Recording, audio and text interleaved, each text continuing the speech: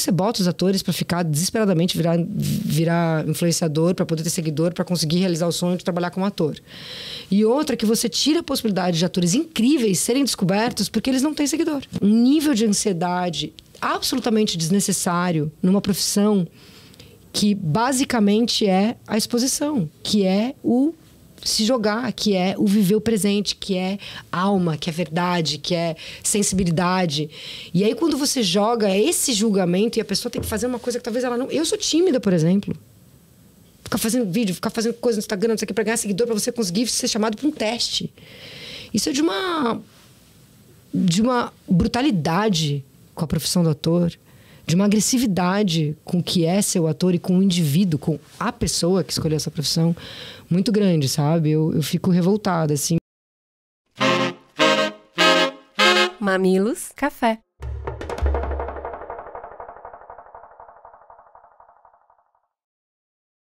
Olá, sejam muito bem-vindos, bem-vindas e bem-vindes ao Mamilos Café, esse espaço aqui gostoso para receber mentes instigantes, para te inspirar, para conhecermos trajetórias de vida.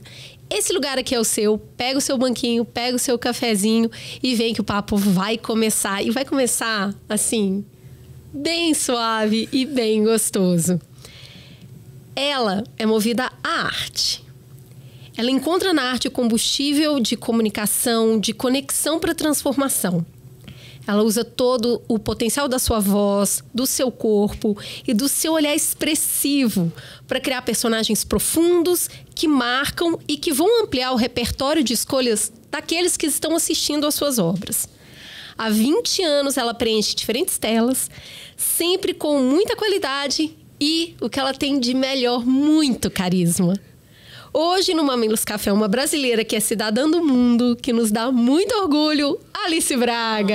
Gente, que introdução mais linda! Seja muito bem-vinda! Muito obrigada, Cris. Que bom que deu certo, que a gente conseguiu. Mais de 20 anos de carreira, muitos trabalhos, você trabalha muito, tem muita coisa pra conversar. Gosto de trabalhar. Menina, eu fiquei tentando montar assim, um arco, eu começo por onde? Mas sempre dá a curiosidade de começar pelo começo, começar com um pouquinho de infância. Sua mãe, ela trabalhou no teatro, você começou a ir pra set também, ali meio com 3 anos, já começou a ver coisas. Seu pai, durante anos, foi o diretor do programa da Marília Gabriela. É que ninguém sabe, né? Muito louco isso. A Sônia Braga, sua tia, foi e ainda é sucesso no Brasil, nos Estados Unidos. Então, assim, tem uma família que te proporcionou contato com a arte desde pequenininha. Eu queria saber o que a Alicinha, o que a Alice pequena viu nesse lugar que falou assim... É aqui que eu vou ficar. Tem uma coisa muito louca, assim, Cris, porque realmente a minha família vem muito da arte, assim, muito conectada com esse mundo, né? E aí, com meu pai, muito com jornalismo, eu cresci muito conectada com esse mundo por causa da minha mãe. Porque quando eu nasci, ela, mesmo sendo de teatro, ela já não estava mais fazendo teatro, mas ela era assistente de direção de comercial de televisão. Então, eu, desde 4 anos de idade, ia visitar ela num set de filmagem. E isso, aquele lugar, pra mim, já era muito mágico, assim. Eu já entrava e ficava, caramba, essa coisa de câmera, cabo, luz, gente. E todo mundo fazendo junto. Eu amava que era uma coisa meio grupo. Eu sempre gostei de gente. Você me conhece, eu gosto de falar pra caramba. Eu sou muito faladora. Eu adoro estar com as pessoas, eu adoro tomar café com as pessoas, ficar batendo papo, tomar cerveja. Então, acho que essa coisa do coletivo me encantou de um set de filmagem. Mas fora isso... Eu sempre gostei muito de imitar, eu sempre vim dessa família muito ligada à arte. Então, a Sônia era essa tia que já morava fora, mas era muito próxima da gente. Então, tinha esse olhar pela atuação, pela arte. Meus tios, o Hélio, ele era pintor. Ele já faleceu, mas ele era pintor. Então, ele trabalhava com arte. O outro tio também era ator. Minha outra tia trabalhava com música. Então, acho que essa coisa meio de família que... Rita também, a sua Rita irmã. Também, minha irmã virou produtora. Ela quase E uma foi ótima advogada. apresentadora. Uma ótima apresentadora, maravilhosa. Beijo, Rita. Beijo, Rita. Eu acho que talvez o fato de crescer num set, de ter essas referências, de estar nesse mundo, de ter pais cinéfilos, assim, que gostam. Minha mãe com teatro... Tá envolvida com essas pessoas, acho que foi meio inevitável. No colégio, eu sempre comecei a escolher teatro. Aí comecei a fazer teatro na escola. E os amigos da minha mãe me viam muito imitando, falando bastante. E você já era essa criança que fazia o teatrinho durante a festa e os adultos ficavam olhando? Totalmente. Tipo, fazia teatrinho, planejava teatrinho com os primos pro Natal. Ou sempre escolhia a opção de teatro no colégio. E sempre gostava de imitar. De ficar conversando, de fazer vozes, de não sei o quê. Então, os amigos da minha mãe começaram a me chamar pra fazer teste comercial quando eu tinha 10. Tipo, ai, Aninha, minha mãe, posso levar ela pra fazer esse teste? Posso levar ela pra fazer esse comercial? Porque eu gostava de estar no set e porque eu era espontânea. Então, foi assim que eu fiz um comercial de McDonald's quando eu tinha 10 anos de idade. Porque ele me jogava lá e ligava a câmera e eu ficava... Você se divertia. Conversando pra caramba, eu me divertia. Agora, aí foi assim. Daí pra sua estreia no cinema, já tem 20 anos que você estreou no cinema, mas as pessoas 2001. Ainda falam lá da Angélica, do Cidade de Deus. É realmente uma obra muito bonita, mas na sequência você faz Cidade Baixa. Que foi E Cidade Baixa é um dos meus filmes preferidos. Ai, que bom. Eu amo aquele filme, é muito denso, ele é muito visceral. Cheiro, né? É um filme que tem Sim, o barco, o sol, até o seu cabelo queimado de sol, que é aquele loiro queimado. Blondor, aquele né? loiro que quando eu fazia, eu não podia fazer hidratação.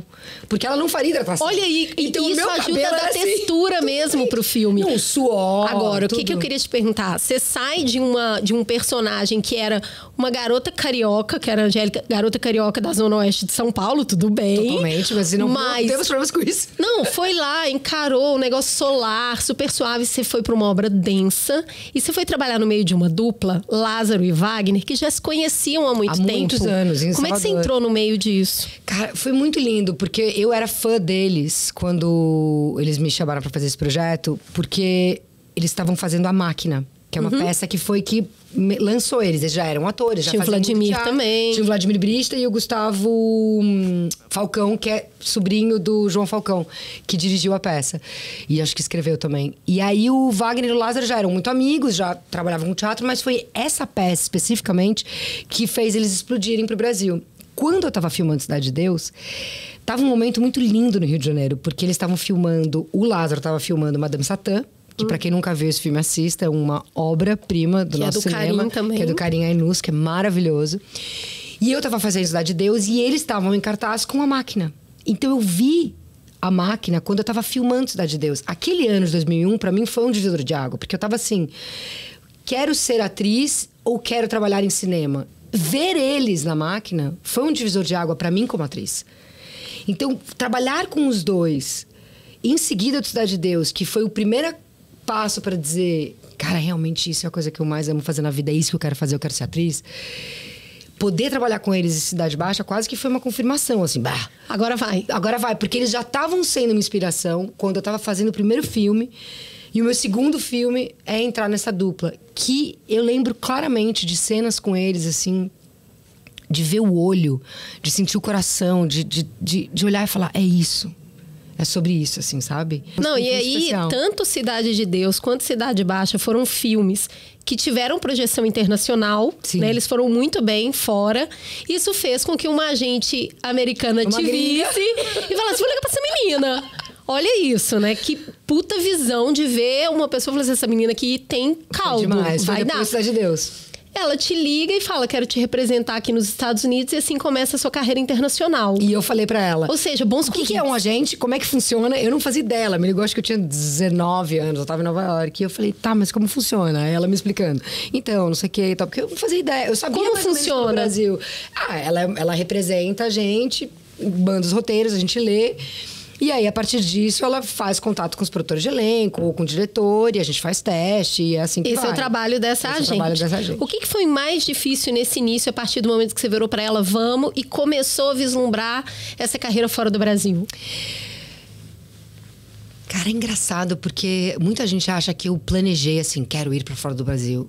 E, na verdade, com essa idade, né? Eu tava com 19, depois de fazer... Eu tava assim, vamos... Pra onde vai? A porta abria, eu ficava, o que é isso aqui? O que tá acontecendo aqui? Onde é que a gente vai ali? Quem é essa pessoa aqui? Aí alguém falava, oi! Tipo, sabe quando você tá tão aberto? Até hoje eu sou assim. E eu quero morrer assim. Eu acho que quando a gente perde a curiosidade, a vida, ela se apaga. Então, foi muito bonito. Porque quando as portas começaram a se abrir, eu fui meio entrando. O frio na barriga era... nossa, eu tô decidindo pela atuação, eu tô seguindo uma paixão que eu já tava, sei lá, 5, 6 anos fazendo teatro no colégio, mas nunca tinha feito profissionalmente, e fazer isso em outra língua. Mas o desafio era tão interessante, a curiosidade era tanta, que eu falei, bom, se não der, não deu. E fui me jogando. Mas ali, você sempre se exigiu bastante, né? Você leva a sério. Me exigindo até. Pois é. Terapia diz pra não me exigir tanto. Teve um tempo que você ficou até sem fazer teste. Teve uma hora que você deu uma travada. Foi depois de trabalhar 1 ano nos Estados Unidos, que eu fiz o Eu Sou a Lenda, depois eu fiz algum outro filme em seguida. Eu acho que eu botei uma pressão, porque eu fui tão me jogando nas coisas, estudando ao mesmo tempo que trabalhando e pegando umas responsabilidades grandes de uma forma muito linda, porque tudo fui fazendo teste e fui sendo selecionada. Mas a partir disso também vem um comprometimento e uma pressão muito grande. Só que eu botei muita pressão em mim. E isso, na verdade, quando fazem aquela pergunta, né? O que você falaria para você jovem? Não se cobre tanto. Porque eu acho que a gente, principalmente mulher, a gente se cobra 10 vezes mais. E eu acho que eu fui muito dura comigo em certos momentos, nessa juventude, assim, nesse momento de início de carreira, de trabalho. Né? Um salto. Porque tinha muita coisa maneira acontecendo, mas eu fui botando tanta pressão que por 1 ano, assim, quase 1 ano e meio, eu comecei a entrar nessa onda do... Não, isso não é bom, não, eu não vou conseguir, não sou uma boa atriz, não estudei o suficiente, não é isso. E aí travei, não conseguia entrar. O que te destravou? Terapia, foi maravilhoso. Sonho, desejo de seguir vivendo, a paixão de sentir o coração quando você está numa cena.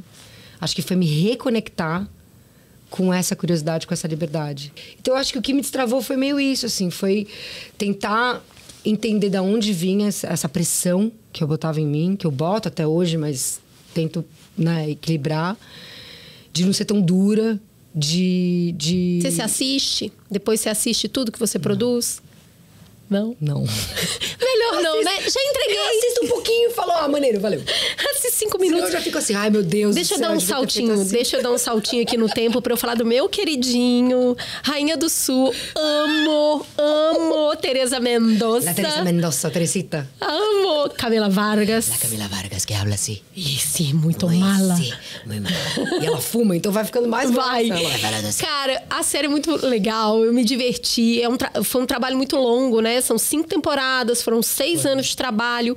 E eu já ouvi você dizendo em entrevista que você falou, não vai rolar a 2ª temporada, porque a primeira teve muito contratempo. Ao que você acredita o sucesso da série? Até porque, assim, durante muito tempo, ela foi uma série que ficou no ar com uma mulher latino-americana sendo protagonista numa TV paga dos Estados Unidos. Era um negócio nobre. Inédito, era horário a única nobre. Latina em horário nobre. De onde que... Qual foi o ponto entre tá dando tudo errado e, meu Deus, deu muito certo? É engraçado isso, porque... Outra coisa, como é bom você ter pessoas próximas de você que acreditam em você e não desistem e te... Sabe, minha gente foi uma pessoa muito importante, assim, nesse break que eu tive de travar, porque ela foi, assim, muito delicadamente, mas nunca deixando de me... Vai. Sem pressão, mas vai. E aí, quando eu consegui virar e voltei a fazer teste, eu comecei a voltar a filmar, e aí o Rainha do Sul me ligou. E aí, quando eu fui fazer, eu me joguei, porque eu já gostava do livro. Eu tinha ganhado da Justina Otondo, que é uma produtora amiga minha, esse livro 7 anos antes de ser convidada.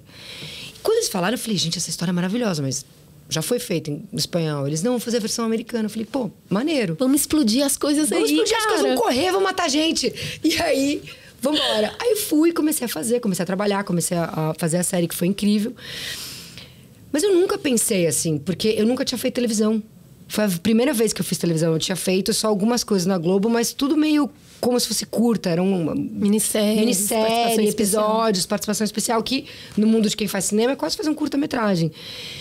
Então, quando eu fui fazer, deu muito problema na primeira temporada, e problemas difíceis, porém positivos, que era um cuidado absoluto sobre o texto. Então, estavam escrevendo, desistiram de uma parte, então jogaram fora. A gente teve que refilmar, gastou-se muito dinheiro. Eu falei, gente, isso nunca vai chegar na 2ª temporada. Imagina. E aí mudaram muito o livro, o que pra mim foi uma dor, porque eu era apaixonada pelo livro. Enfim, coisas que trabalho e vida trazem. E aí foi muito interessante, porque quando veio a 2ª temporada, eu falei, gente, que interessante, tem um lugar aqui pra trabalhar. E eu virei muito protetora da personagem, no sentido assim, de tentar fazer ela com muita verdade e alma, mais do que tentar fazer esse arco clássico da mulher que vira... Porque já é um estereótipo. Já é uma latina, que é traficante, que está nos Estados Unidos. Já tinham tantos estereótipos que o máximo que eu tentei fazer era que quem estivesse assistindo se conectasse do porquê das decisões dela. E não para ela ser boazinha, nem para as pessoas gostarem dela, mas para as pessoas se conectarem com alguma coisa. Se ela só for vilã o tempo inteiro, que é maravilhoso, que tudo bem, que é divertido fazer, talvez as pessoas não se agarrem tanto na jornada dela. Eu amo Teresa Mendonça. Não, se veio aqui falar mal de Teresa Mendonça, veio no lugar errado. Eu amo ela, mas foi isso, Eu acho muito legal o arco da personagem, porque é uma coisa que onde a vida joga com ela e depois ela começa a jogar com a vida, entendeu? E é uma coisa de, assim, ela é vítima de uma tristeza gigante, que é o assassinato do namorado dela, que vão atrás dela, mas de como ela pega isso e ela transforma a própria vida e ela vira, tipo, eu vou ser protagonista da minha própria vida e eu vou ser heroína da minha própria jornada. E eu vou ajudar quem eu puder, meio Robin Hood, sabe? Ela faz meio esse caminho. Se eu pudesse arriscar, eu ia falar que o sucesso da série tá no carisma da Teresa. A Teresa é incrível, ela é muito carismática. A Camila é muito poderosa, ela dá medo. E um monte de mulher, né? Ao mesmo tempo que você gosta dela. Então, é muito bonito ver uma obra onde a escolha dos atores fez muita diferença pro sucesso. Tem um roteiro, tem um monte de estereótipo, mas tem quem tá ali fazendo com a alma. Ai, e eu acho que isso funciona muito. Obrigada. No cinema. Eu sou feliz. Eu acho bem legal mesmo. Dando um salto. E sabe uma coisa engraçada, só pra te contar do Rei do Sul, que é muito engraçado? Que eu jamais pensei que fosse acontecer. Duas coisas. Uma, mulheres me parando na rua e falando, eu me inspirei. Obrigada. Que medo, o que você andou fazendo? Eu também, eu falava, nossa, que inspiração que essa mulher tá tendo. Mas essa coisa da força, da decisão, de não se deixar, de sentir o seu poder. Não, é um cara que avacalhou a sua vida e a partir daí você vai ter que fazer um monte de coisa. Exatamente. Então, assim, é fácil saber por que as mulheres se identificam. É muito maravilhoso, assim, eu pensava em você, não sei o quê. E aí um bando de homens gigante pedindo pras namoradas ou mulheres ou namorados virem falar comigo, porque eles estavam morrendo de vergonha de tirar foto. E era muito bonitinho, porque eram uns caras gigantes, todo tímido. E eu falava, gente, que engraçado. Totalmente fã de uma personagem é uma ótima chefe. Maravilhosa, porque normalmente esses personagens são masculinos. Pablo Escobar, o clássico da história. Então isso que eu acho que foi maneiro. Mas desculpa. Vamos pro momento atual, Matéria Escura. Seu trabalho mais recente, tá na Apple TV. Eu acho que a gente tá nesse momento de pensar em multiversos. Tem aí essa obra que tem os multiversos. E aí o protagonista vai ser sequestrado por ele mesmo. Exatamente. De uma realidade paralela. E aí vira uma grande confusão. Ele vai te encontrar. Ele vai encontrar a sua personagem nessa outra realidade. Não preciso nem perguntar por que você escolheu. Porque o trabalho é legal. Mas como é que foi desenvolver essa história? Cris, eu quando eu li... Foi muito louco. Porque eles me mandaram um roteiro de... Eu sou muito fã de Joel Edgerton, que é o ator protagonista. Era meu sonho trabalhar com ele. Quando me mandaram, eu falei, qualquer coisa que você me faça, eu quero fazer. Ótimo ponto de escolha, ponto de partida. Mas depois disso, quando eu li os 2 primeiros roteiros, eu fiquei muito encantada. E muito encantada, não porque é o multiverso, porque agora todo mundo tá fazendo multiverso, mas porque é uma história que ela fala de um tema muito comum e que a gente pensa demais, que é e se? É sobre arrependimento, é sobre escolha, é sobre decisões, é sobre vida. Então, quando eu li os 2 primeiros episódios, eu não tinha lido o livro ainda. A série passou por umas transformações, um diretor ia fazer, caiu, então atrasou um pouco. E aí eles botaram pausa no processo de audição, que eu ia começar a fazer. Aí eu corri, comprei o livro. Quando eu li o livro, eu fiquei apaixonada pela Amanda, que é minha personagem. E fiquei apaixonada pelo que essa história super de entretenimento, de ficção científica, fazia a gente, como espectador e leitor, a realmente olhar pra dentro e questionar, porque não tem escolha certa ou errada, mas a gente fica naquela coisa da grama do outro, a gente entra na nossa cabeça, que nem eu falei do meu entrave por 1 ano, a gente se cobra, ou pensa, ou repensa, e aí a gente sai do presente, a gente vive no futuro ou no passado, ou nas outras possibilidades, e aí acaba se desconectando. E o Blake, depois de conhecer ele, quando eu fiz minha primeira reunião com ele, me contou que ele escreveu esse livro logo depois quando ele estava se separando, ou logo depois de se separar. Então é tão bonito, porque é uma história, é um entretenimento, né? É uma história de ficção científica. Eu acho que nunca antes a gente pensou tanto nessas... Né, e se eu tivesse feito? Eu acho que quando a gente passa dos 40, que eu tenho uma frase que é um mantra, que eu sempre falo assim, o que te trouxe até aqui não te garante daqui pra frente. Total. Então, assim, a gente vem com uma série de escolha até os 40, porque você tá se formando. E dos 40 para frente, você costuma fazer novas reflexões, porque agora você começa a envelhecer. Você não vai rejuvenescer, você vai começar a envelhecer. Esse tipo de projeto aguça esse tipo de reflexão. Aguçou em você, pra sua personagem também? Muito, pra caramba, assim. Porque quando eu li foi exatamente isso, Cris, assim. Inclusive, olha que interessante. A minha personagem no livro, e pra quem lê o livro vai entender o que eu tô falando, o arco dela tá exatamente na série. Só que o Blake, porque quando você vai fazer uma... né, você vai botar na televisão, é muito diferente de você ler um livro que você está criando na sua cabeça. Então, você tem que criar algumas coisas de personagem. E ele fez uma pequena escolha, que eu sentei com ele para fazer uma reunião, eu falei, você sabe que essa mínima escolha que você faz vai transformar muita coisa nessa jornada deles dentro da caixa. Quando a gente começou a fazer leituras, tinha algumas versões do roteiro que eles estavam escrevendo em algumas cenas, umas horas que ela ficava muito brava e muito angustiada, porque ela se liga que ele abandonou ela para ir com outra mulher. Como a jornada dela, de repente, ao invés de ser sobre o lamento e a raiva ou a angústia de ter sido abandonada e de se sentir menor e tudo mais, é a transformação dela em entender o que ela estava fazendo com esse cara, que claramente já não estava mais com ela. E eu falei, por que a gente não bota uma decepção dela em relação ao quanto de vida esse cara afetou pelo próprio egoísmo? E ela ter essa desilusão e ela se transformar e olhar para dentro e ver que, quando ela começa a ver outras versões dela, que tem felicidade ou em tristezas, ela começa a achar dentro dela força para ela se transformar. E aí fica Mas aí vira Teresa Mendonça também, porque ela vira protagonista da vida dela. Exatamente, exatamente. Gente, será que eu faço isso todos os personagens? Olha que interessante. Olha isso. Mas é uma oportunidade incrível. Você acabou de fazer tudo isso, gente. Gente, será que sou eu querendo transformar as pessoas através dos meus personagens? Vamos lá. É porque você tá emprestando um pouco de autoconhecimento para elas. E aí eu acho que essa é a diferença quando uma mulher tá fazendo o papel e ela tá olhando pro papel. Esse momento contemporâneo que as mulheres têm de olhar para o que foi escrito, muitas vezes por homens, e falar, mas essa mulher poderia seguir um outro caminho. Exatamente. E poder emprestar isso. Exato, porque faz parte, é o que você falou. Faz parte do crescimento. Mas o que você vai fazer com o que te acontece? Exatamente. E eu acho que a gente tá tomando conta disso. Que bom que você tá conseguindo imprimir isso nos projetos. Tem uma outra coisa que você já comentou sobre ter lido o livro. E, na verdade, tanto Matéria Escura, quanto Rainha do Sul, quanto Ensaio sobre a Cegueira. Meu Deus do céu, você interpretou Saramago, socorro. Mulher forte. On the Road, até Eduardo e Mônica, tudo é baseado em livro ou em música. Então, todo mundo já tem um meio que eu tô esperando dessa obra. E aí tem sempre aquela, mas o livro é melhor do que o filme é melhor do que o livro. Você já pegou o roteiro e falou assim, gente, mas nada a ver com o livro isso aqui. As pessoas já têm uma expectativa. Você tem também? Cara, eu tenho total. Tanto que pra mim o Rainha do Sul foi uma série muito difícil, porque eu sou até hoje, muito apaixonada pelo livro. E aí a gente fez o piloto da série. Quando foi aprovado, eles resolveram mudar os escritores e resolveram não fazer o livro. Só manter o nome da personagem e o nome do livro. Mas a história é completamente diferente. Pra mim, eu fiz uma reunião com eles e falei, eu entendo, tudo certo. Só que assim, eu vou fazer essa personagem. E foi a partir daí que eu comecei a ter voz ativa nos roteiros. Porque eu falei, se vocês mudarem a personagem, aí pra mim pega aonde eu topei fazer essa história. Escolhi esse projeto. Eu só escolhi esse projeto para fazer ela. E foi muito interessante, porque eles não só me aceitaram, como me convidaram para ser produtora executiva. E eu tinha a voz ativa e ajudava nos roteiros, não escrevendo, mas guiando um pouco para tentar dar voz para aquela personagem do livro, para manter a espinha dorsal daquela Teresa. Claro que 100% é difícil, mas ali eu sofri. Agora, quanto aos outros, é engraçado, porque quando você trabalha em obras que já existem,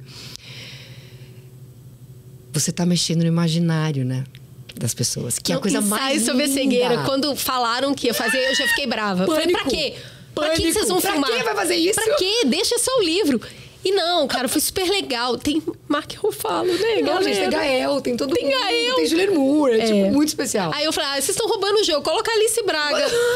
Aí eu vou gostar dessa porcaria desse filme, poxa. E é muito legal. E é a primeira vez que eu vejo um filme com aquela grandiosidade usando São Paulo como cenário. São Paulo, total. E aí, também, né? A hora que você viu o roteiro, você falou, gente, como é que vocês vão adaptar? O moço nem não faz parágrafo. Exato, não faz parágrafo. Como é que faz? Não, e é interessante, que é uma história super intensa. Então, quando você mexe nisso, você está mexendo num lugar, numa paixão muito específica da pessoa. Uhum. E você ter um respeito absoluto sobre aquilo. tentar fazer o melhor, mas também não ficar com medo daquilo. Acho que é se deixar levar. Foi uma das questões que eu fiz pro Blake. Eu falei... E o legal foi que o Blake, que eu tô falando tanto, ele é o showrunner da série e ele escreveu o livro. Foi a primeira vez que eu trabalhei com alguém que escreveu o livro e que criou a série. Isso foi muito mágico.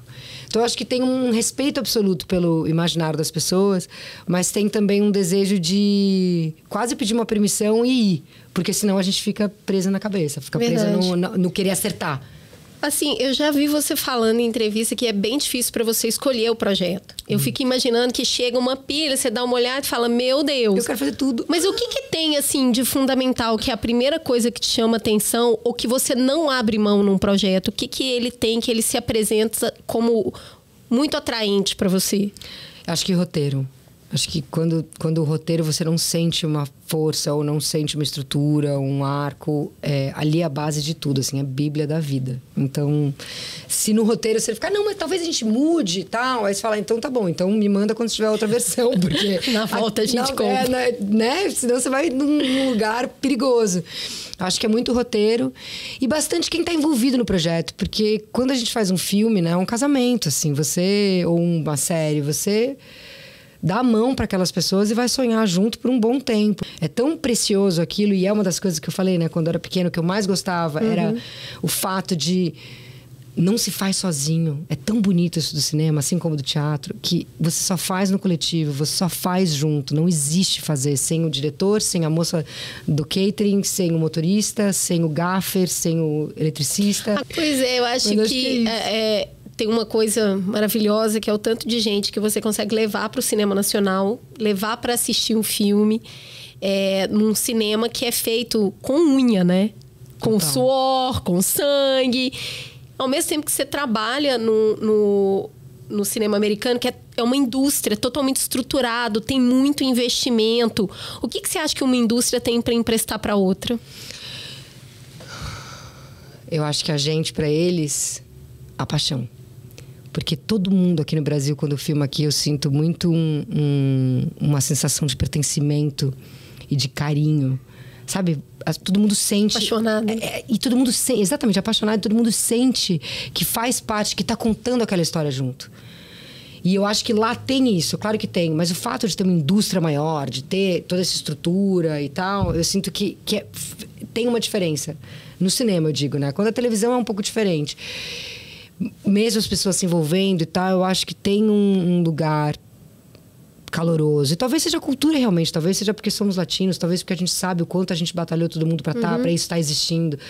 Por talvez sermos de um país que depende muito de financiamento, né, do governo, que não é tão simples assim financiar projetos, que estamos numa luta para a regulação do streaming, que tem várias coisas que a gente está precisando fazer pela nossa cultura. Talvez tenha isso, assim, acho que talvez um pouquinho mais. Talvez a indústria e o tamanho, né, do orçamento e tudo mais, dê essa...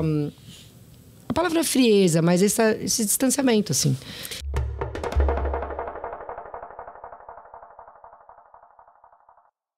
A gente colocou o nome Mamilos Café porque a gente queria que esse programa tivesse um clima intimista, aconchegante. Um lugar gostoso, onde as pessoas se soltam, se sentem bem. Então a gente pensou na luz, pensou no cenário. E claro, o mais importante, tem que ter aroma, tem que ter sabor, porque é esse conjunto que vai tornar o nosso momento especial. Cris, quando você pensa num café gostoso e num momento especial no seu dia, você pensa no quê? Minha amiga, eu penso em Nespresso. Por isso, a gente está muito feliz em anunciar esse parceiro que é referência em transformar os nossos momentos mais cotidianos em experiências que são surpreendentes. Mamilos Café e Nespresso têm tudo a ver. Imagina a marca que conseguiu transformar um ingrediente, o café, em mais de 60 produtos diferentes. Cada bebida com um sabor, com um aroma, com um perfil único. Único, assim como cada convidado nosso, que é muito especial. Os cafés Nespresso são perfeitos para criar um momento especial a qualquer hora do dia. Café da manhã, depois do almoço, até no final do dia, tomando um drink saboroso feito com café. Nos próximos programas, a gente vai dar umas receitas fáceis para vocês acompanharem com o Mamilos. Ô, Ju, e sabe o que é o mais legal? Ao comprar uma máquina com a Nespresso aqui no QR Code que está aparecendo na tela, você vai ganhar R$200 em créditos para trocar pelos cafés que você escolher. Corre, aproveita a promoção especial e vem pro Mamilos Café com a sua xícara na mão. É isso, Nespresso, saboreio inesquecível.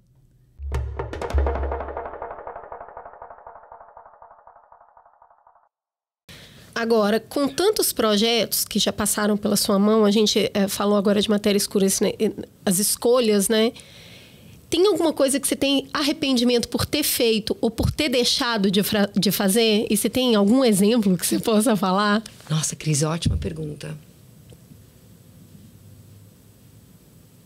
Cara, eu acho que naquele ano que eu travei, coisas muito especiais, eu não lembro quais, passaram na minha frente. E eu não consegui fazer.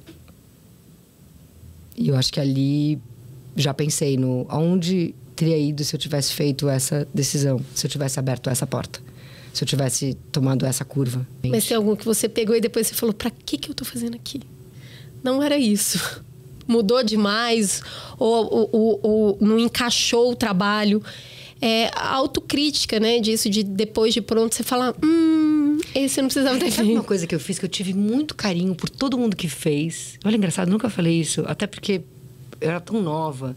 Eu apresentei o Super Bonita durante 1 ano da minha vida. E morrendo de carinho por todo mundo do GNT. Meu pai é muito desse mundo da televisão. Acho que eu fiz quase como querendo realizar um sonho de fazer alguma coisa na televisão. Porque se eu não fosse atriz, eu acho que eu queria ser jornalista. Claro, obviamente de guerra, investigativa. Claro. Jamais estaria fazendo pauta. Eu estaria no front. No front. Mas, piadas à parte... Foi lindo, muito respeito a todo mundo que fez, foi muito divertido. Mas sabe quando você sente que aquele lugar não é o seu? E aí eu fiz... Sei, menina, olha só. Sabe quando você fala assim, nossa, tô aqui, mas... acho que era outra pessoa pra estar aqui, mas eu fiz. E foi super divertido, aprendi pra caramba. Mas essa é uma coisa que, não por arrependimento de vergonha, mas por um arrependimento de... eu não tava orgânica ali, sabe? Engraçado isso. Agora, eu acho que uma das coisas que ajuda a gente a lidar com as encruzilhadas da vida, né? As escolhas que a gente tem que fazer, é a espiritualidade, né? Ter alguma coisa ali para conversar. Você tem alguma religião? Como é que você cuida da sua espiritualidade? Eu sou do Candomblé. Eu tenho uma casa de axé na Bahia. Estamos gravando numa sexta-feira. Numa sexta-feira eu estou de branco por causa disso. Estou com minhas continhas. Sou filha de Ogum. Então, eu... Assim, desde pequena, na verdade. Minha mãe também é, minha irmã também é. E eu cresci com isso. Eu cresci católica por causa da família do meu pai. Fiz primeira comunhão, fui batizada. Nunca fiz catecismo. Catecismo é primeira comunhão, né? Não me aperta. Tá vendo que eu não me aperta. Tá vendo? Você não me entrevista. Não. Eu não tenho a menor ideia. Não me entrevista. Não me entrevista. Você sabe que eu tô conseguindo não te entrevistar, porque muitos jornalistas brigam comigo por entrevista. Tá ligada, né? Você veio preparada. Mas isso é uma coisa que pra mim sempre foi muito, muito especial, assim, porque eu sempre tive uma conexão muito profunda com o Candomblé. Ainda tô aprendendo muito, mas é onde eu realmente me sinto em casa e me alimenta muito. Acho que fé é uma coisa muito bonita. Eu tenho muito, muito respeito por fé e por religiões. Eu não suporto intolerância religiosa por causa disso, porque eu acho que é um absurdo você julgar a fé do outro. Falando justamente sobre isso, há um pouco tempo atrás, a Anitta postou, né, nas redes sociais. A Anitta Eked, filha de Logum Edé, exatamente. E em 24 horas perdeu milhares de seguidores, né, um monte de gente falando. Você acha que essa reação aconteceu porque é a Anitta ou porque é o Candomblé? Os dois, mas principalmente porque é o Candomblé. É uma religião que sofre muita intolerância e muita agressão, muita invasão de terreiros. É um grande absurdo, assim, o que é feito com o Candomblé. E também porque a Anitta, que é uma artista, uma mulher que usa a voz para dar a sua opinião e para trazer questões para a população, o que eu acho incrível. Mas eu acho incrível ela fazer isso, porque acho que aquela vez que ela foi querer aprender sobre política foi tão bom, porque muita gente aprendeu com ela. E eu acho que falar sobre a religião dela, que é uma coisa transformadora para ela, é tão bonito. Então, ela até falou, eu mandei uma mensagem para ela, né? Porque a gente se conhece e eu também sou do axé. Então, eu mandei uma mensagem para ela, ela falou... É isso, são 120 mil pessoas talvez que não precisavam estar no meu axé, né? Na minha energia. Então, é isso aí. Que legal, esse apoio também é muito importante entre mulheres, né? Eu tenho muita admiração por ela, pelo candomblé dela também por causa disso. Agora, isso também tem a ver com a posição que a gente tem no mundo estética. As escolhas. Então, você fala, eu tô de branco, tô com a minha conta e tudo mais. Você é uma mulher muito bonita. Muito obrigada. Ah, que novidade.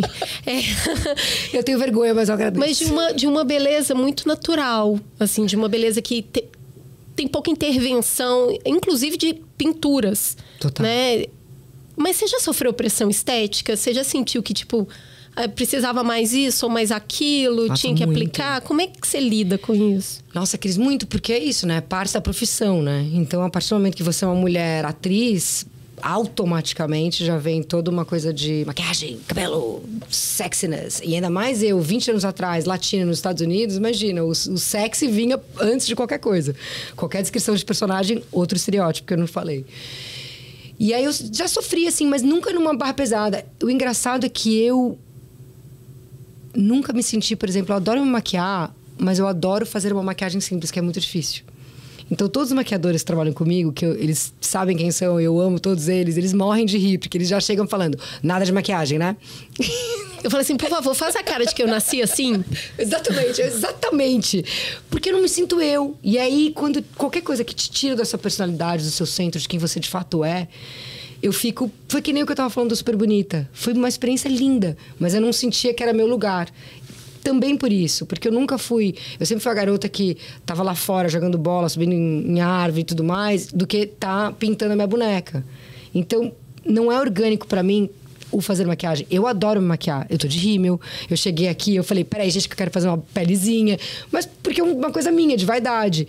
Mas nada que seja por uma aceitação ou por me mostrar. É mais quase uma coisa de minha mesma. Assim, eu gosto de estar de ter bem expressão, com o que eu tô né? sentindo. Que pra atriz é fundamental. E a gente tá preenchendo muito, paralisando muito, o que dificulta o trabalho, certo? Totalmente, mudando a cara. Eu acho tão bonito. O que você falou até, né? Depois dos 40, a gente tá numa outra fase da vida. E o que vem daqui pra frente é tão bonito. E, principalmente, tem uma coisa que... Na profissão que a gente faz, né? A de sua também. Acho que todo mundo, na verdade. Que o envelhecer só faz a gente ficar melhor. Porque mais você vai saber, mais personagens eu vou poder fazer, porque mais vivi. Eu tenho coisas... A minha namorada fica dando risada porque eu falo assim... Às vezes eu vivo uma coisa e eu fico olhando e ela fala... Você tá guardando esse momento pra usar algum dia, né? Eu falo, óbvio. 100%. Óbvio. Material. Óbvio. Então eu me cuido, eu cuido do meu corpo não porque eu quero ficar malhada, todo mundo fala, nossa, também. Então você era muito malhada. Muito malhada, corria pra caramba. Se eu não corresse, você não conseguia fazer um take com aquela mulher. Gente, a mulher correu mais que tudo. Mas acho que tem uma coisa de você com você mesmo, sabe? Eu acho tão bonito a gente cuidar da gente, porque a gente quer cuidar da gente. Porque a gente quer estar bem pra gente, pra quem tá com a gente, pra se sentir bem no todo. Então, essa coisa do me maquiar muito, eu... Com a maturidade, comecei a saber dizer não. Às vezes eu deixava passar. E eu comecei a aprender a dizer não, sabe? De falar assim, beleza, quero fazer isso aqui, mas, eu quero fazer assim, vamos fazer assim. Porque se eu passar disso aqui, já não sou eu. E aí, o não ser eu é a coisa que eu mais, assim, jovens, quando falam comigo, eu falo, cara, não seja duro com você e seja você, que é o mais maneiro de você. Agora, você fala inglês, fala espanhol, já trabalha há muito tempo em outras línguas. Eu queria saber se já dá para se expressar igual nas 3 línguas, né? A Bruna Marquezine, quando esteve com a gente, mega dedicada para fazer um filme em língua inglesa, mas ela falou assim, eu não me sinto tão inteligente falando inglês, porque eu não consigo articular os pensamentos. Eu não vou ser tão inteligente porque eu não estou me expressando. Isso para você já é superado? Você já consegue se expressar plenamente em qualquer língua? Eu acho que espanhol menos. É que eu tive um namorado mexicano, então eu aprendi muito no improviso. Eu nunca fiz aula de espanhol. E eu trabalhei com um diretor mexicano também. Então... Em espanhol menos, eu consigo falar e tal, principalmente tomando uma cervejinha, eu me solto mais ainda, eu fico animada. Falo grego, inclusive. Falo grego, inclusive, é ótimo. Mas vem meio desse lugar, assim, o espanhol. Veio de uma coisa de convivência, mas eu não sei muito. O inglês, eu acho que o fato de eu ter treinado tanto porque estava conectado ao desejo de fazer aqueles personagens, de estar livre em cena para se algo acontecer. Porque é isso, né? O trabalho do ator também tá vivo. Então, se existe uma improvisação, se eu tô só presa naquela fala, como é que eu faço? Então, eu, nos últimos 20 anos, fiquei muito treinando para isso. Então, quando eu tô filmando, às vezes eu sonho em inglês. Isso é o primeiro passo para você falar. Eu me sinto confortável. Claro que eu tenho várias palavras que eu não sei direito. Eu busco saber, mas eu não tenho um distanciamento tão grande. Eu acho que talvez por causa do treino. Mas, se eu fico 6 meses fora, danou-se. Já tem que lembrar tudo. Então, eu posso dizer que a partir do momento que você pega a sua estética e cuida dela, a sua espiritualidade cuida dela, a língua e cuida dela, você é uma mulher segura? Você é uma mulher que consegue reconhecer o seu potencial e colocar o seu potencial no mundo com certeza? Estou trabalhando para isso, viu? Falou tão baixinho. É difícil, Estou trabalhando todos os dias para isso. Muito difícil. Muito difícil. Porque as pessoas, engraçado, assim, eu sou muito tímida. E quando eu falo isso, as pessoas falam, é nada. E aí, 10 pessoas conhecidas viraram e falaram assim, você não é tímida nada. Aí eu olhei pra Renata, minha namorada, ela falou, ela é tímida. Eu sou tímida. O que é ser tímida? Eu acho que esse jeito expansivo, ao longo da vida, eu fui criando ele pra passar a timidez. Então, e aí passa esse frio na barriga do ser observada, ou essa mania de querer estar certa, ou acertar, ou perfeição. De não ser perfeita, mas de sabe, de estar muito exigente. Muito exigente comigo mesma. Então, eu acho que a timidez vem disso, sabe? É isso, quando eu vou conhecer alguém que eu acho... Meus grandes heróis são defensores de direitos humanos, ativistas, jornalistas, psicanalistas, sabe? Essas pessoas, eu fico muito tímida. Assim, eu encontro elas, eu fico... porque vem de um lugar de admiração. Então, não sei de onde vem, mas eu acho que vem de um lugar como todos nós, né? Assim, de você, talvez... É uma busca que você tem na vida, se sentir mais segura? Você acha que isso é importante? Muito. Muito. Porque eu acho que a insegurança, ela faz... Ela segura o nosso potencial. Porque às vezes a gente bota uns freios por causa dela que tira do estado de presença. Tira do agora pra você. E aí gera uma ansiedade, né? E a ansiedade é a pior coisa. Eu sempre fui muito ansiosa também, assim, eu falo rápido e tal. Então eu acho que é um trabalho, por isso que eu gosto. As pessoas falam, nossa, é malhada, não sei o quê. O malhado não é, eu não quero ficar com o corpo malhado. Eu gosto de fazer exercício porque eu tenho muita energia. E fazer exercício me ajuda mentalmente a canaliza, me sentir bem e tal. Então é um pouco isso, assim. Eu acho que é um trabalho diário pra mim, assim, de me sentir segura. Porque é claro que eu olho pra dentro e falo, poxa, que incrível tudo. E muito agradecida a tudo que eu tenho na vida. E ter minha casa de axé, ter a família que eu tenho, ter as oportunidades que eu tive, conhecer as pessoas que eu conheço. Mas eu ainda me inspiro em pessoas que têm essa segurança. É tão bonito de ver alguém que sabe o que quer e que vai, que faz. É tão inspirador, que eu fico embasbacada, assim. Eu falo, cara, que incrível. Acho que é meu maior desejo seguir trabalhando isso. Agora, você sempre foi muito discreta com a sua vida pessoal. Seu Instagram é um Instagram muito de trabalho. É um Instagram bom de bar. Minha descrição é boa de bar. Sempre manteve a sua vida bem longe dos holofotes. E ainda assim, o fim do seu casamento saiu em veículos, tipo Folha de São Paulo. Como é lidar com essa exposição de uma coisa que não é necessariamente o que você queria que tivesse aparecendo ali? Foi a primeira vez que eu vivi isso. Eu nunca abri muito minha vida pessoal, muito por não ter esse desejo. E também, principalmente, pela Bianca Comparato, que é minha ex-mulher, ser atriz, eu acho que trouxe mais luz a esse divórcio. E foi esquisito por isso, porque durante o nosso casamento a gente nunca se expôs muito, por um desejo de... A gente não tinha muito o que falar. Se a gente aparecesse junto, a gente apareceu, mas não era uma coisa de ficar se postando. Então, quando acabou e foi dessa forma...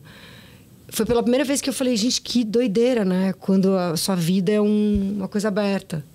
As pessoas podem ter opinião sobre a sua vida, né? Nem a gente tá tendo opinião. Nem eu tava tendo opinião direito, apesar de ter um amor absoluto por ela e ser uma grande amiga pro resto da vida. Eu fiquei assim, gente, que loucura. Então, acho que tem isso, assim. É um lado da profissão que eu aprendi a lidar também. sabe? Mas como... isso também ajuda na insegurança, né, Alice? Porque é um escrutínio público eterno, sempre. Nossa, total. Então, eu acho que é difícil você ser uma pessoa que tem muitas seguranças quando tem tanta gente dando opinião sobre a sua vida. E eu acho que o fato também de eu não postar muito também é isso, sabia? Eu posso mais relacionado ao trabalho por causa disso e tal. Acho que veio meio também da timidez em algum lugar. Agora, você namorou meninos, meninas, e eu queria entender como você, como atriz, que tem o estereótipo, principalmente da mulher bonita e sensual, eu queria entender com você como é que foi pra você descobrir e poder explorar isso de uma maneira saudável e se isso já foi uma preocupação por causa da carreira de atriz. Já foi super. Acho que há 20 anos atrás eu tinha esse medo e esse frio na barriga do julgamento. Como é que a aceitação? Porque eu tava me descobrindo também. Porque eu tava passando pelos desejos, pela curiosidade, pelo apaixonamento, pela descoberta mesmo. E aí, quando você faz isso, que nem um divórcio, com todo mundo olhando, como é que você faz isso com todo mundo tendo uma opinião sobre, ou um julgamento sobre, ou uma agressividade sobre, ou uma felicidade sobre, ou gente dando em cima de você? Que às vezes você fala, ai, não quero, peraí, tô me descobrindo também. Não tô pronta. Peraí, gente, calma, peraí. Então, eu já tive, mas há muitos anos não. Mas eu continuei vivendo a minha vida muito privada e reservada por causa disso, porque eu acho que potencializa o meu estado de presença no que eu estou querendo viver. Então, assim, já tive namorados, já tive mulheres, tenho uma namorada inclusive que está no meio do meu trabalho, que também é conhecida no meu meio de trabalho. Então... Beijo, Renata. Beijo, Renata Brandão. Mas, assim, é louco, porque é uma exposição, sabe? Tem esse lugar. Mas hoje em dia, eu tenho vontade de ter estado de presença. Você viu quanto eu tô falando disso, né? É louco, porque eu acho que o julgamento... Graças a Deus, hoje mudou também, né? Graças a Deus, 20 anos atrás, eu sinto que quando eu tava com 18, 19, me descobrindo sexualmente, de desejo, de tesão... Era bem mais difícil. Era bem diferente, assim. E agora, não. Existe uma luta e uma liberdade e um desejo de viver e de... Seguimos, né, sendo atacados, mas eu acho que... Ficando ainda nesse lugar de redes sociais, tem uma pressão por número que não é pequena, né? Ela é grande. A gente aqui no Mamilo sente isso. Acho que todo mundo... Eu acho que isso para um trabalho de ator é pesado, parece ainda mais agressivo. Gente. Tem gente sendo escolhida para projeto audiovisual por causa do tanto de seguidor. Não, isso me enlouquece, assim, num Como nível... que lida com isso, Alice? Não, eu fiquei, assim, chocada quando eu soube. Eu fiquei muito chocada. Porque... que você bota os atores para ficar desesperadamente virar influenciador, para poder ter seguidor, para conseguir realizar o sonho de trabalhar como ator. E outra que você tira a possibilidade de atores incríveis serem descobertos porque eles não têm seguidor.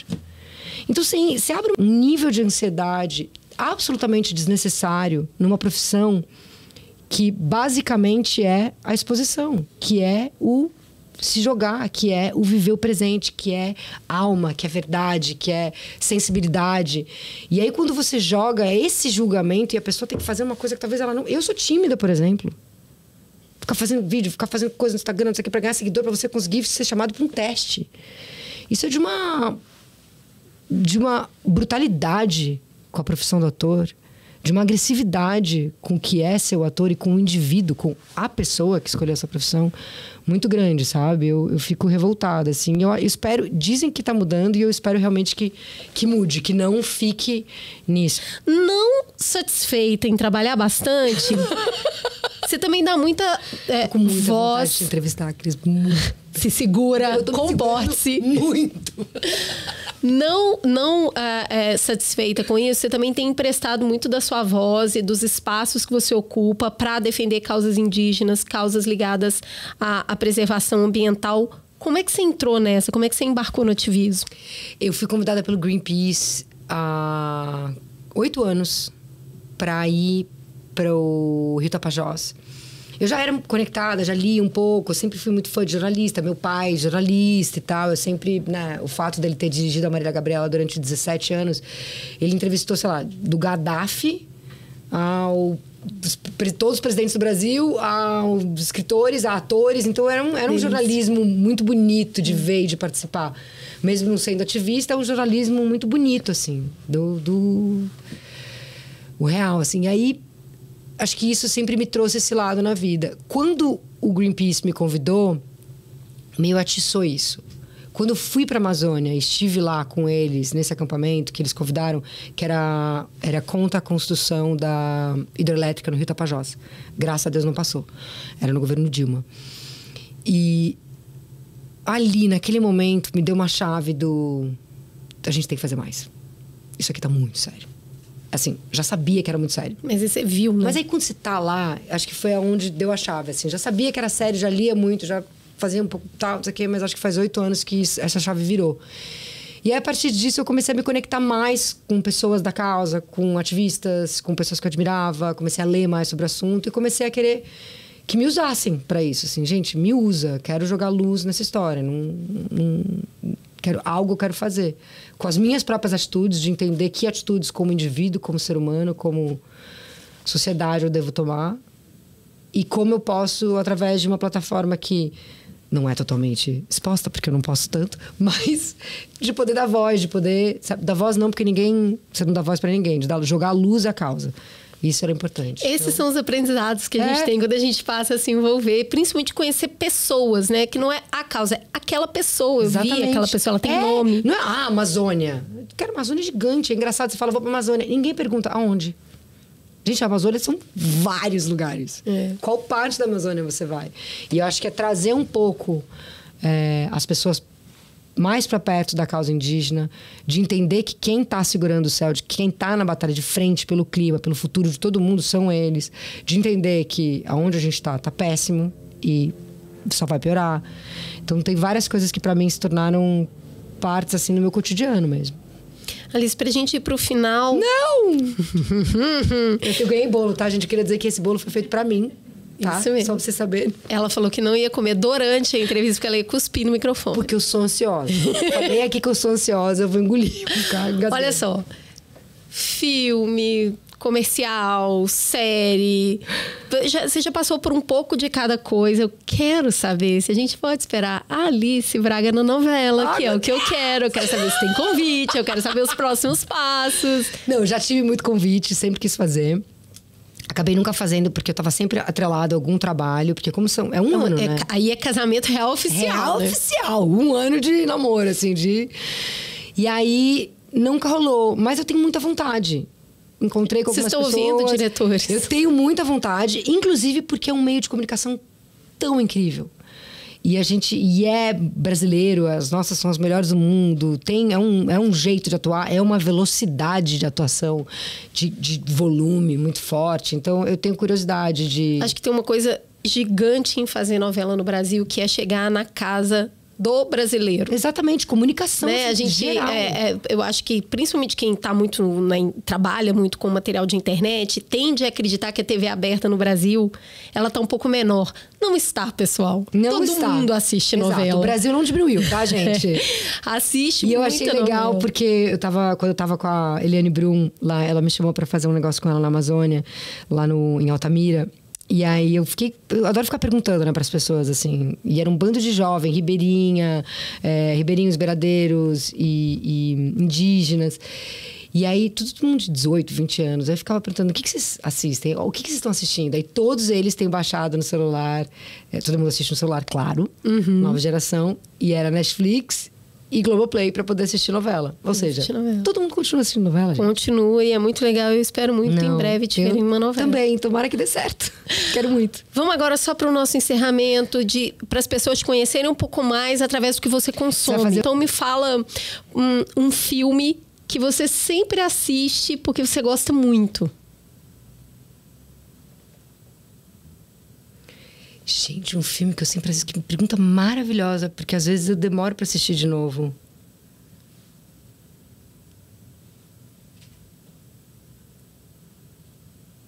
Cara, eu tive uma época que eu fiquei assistindo muito O Poderoso Chefão por causa do Rainha do Sul. Por causa do Michael. Porque ele tinha uma calma que a gente foi trazendo isso pra personagem. Claro, não tô me comparando a esse homem. Pelo amor de Deus, que as pessoas saibam, eu tenho uma humildade dentro de mim, gente. Não é que eu tô me comparando a ele. Mas esse foi um filme que eu vi muito. Um livro que é o seu livro de cabeceira. Pra vida toda?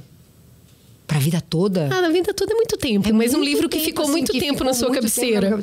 Cara, é engraçado. Eu tive a chance de fazer ele, Ensaio sobre a Cegueira. Quando eu li o Ensaio sobre a Cegueira, ele ficou comigo tão fortemente. Uma música, uma banda, um cantor que você gosta. Radiohead. Adoro.